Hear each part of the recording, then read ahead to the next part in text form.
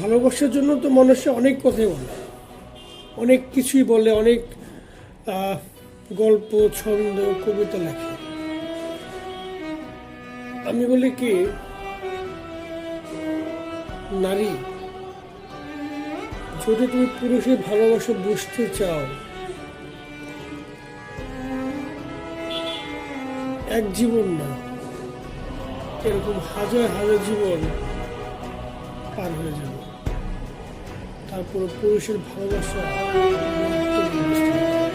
হয়তোবা বলতে পারো যে ধোঁকা অনেকে দেয়, যারা ধোঁকা দেয় তারা ভালোবাসে না। আর যারা ভালোবাসতে জানে, শিখে, তারা ধরে রাখতে চায় কিন্তু পারে না। তাই তো বলি, নারী, যদি পুরুষের ভালোবাসা বুঝতে চাও, তোমাকে হাজার জনম পাড়ি দিতে হবে।